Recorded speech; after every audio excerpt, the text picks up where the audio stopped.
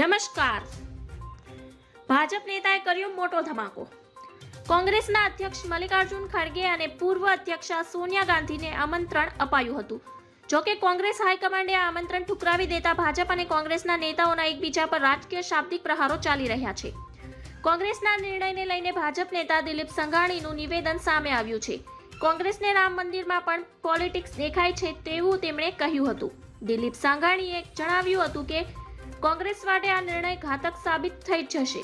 તેમજ સ્થાનિક કાર્યકર્તાઓની આસ્થા સામે કોંગ્રેસની હવે અવદશા બેઠી છે. તેમણે કહ્યું કે કોંગ્રેસની આ પરંપરા ચાલી આવે છે કે મંદિરના નિર્માણમાં ન આવવું, તે જે આપણે જોઈ રહ્યા છીએ. વધુમાં કહીએ કે તેઓ ઇટાલીથી આવેલા છે એટલે ઈસાઈ ધર્મ પાળતા હોય એટલે કદાચ ન આવી શકે તે સમજી, પરંતુ કોંગ્રેસ નહીં આવે તે નિર્ણય કર્યો છે. તેનાથી નિર્ણયના દેશભરના અન્ય કેટલા કાર્યકરો શ્રદ્ધાને ઠેસ પહોંચી. આ નિર્ણય કોંગ્રેસનો નથી પરંતુ વ્યક્તિગત નિર્ણય છે. ધન્યવાદ. જય હિન્દ.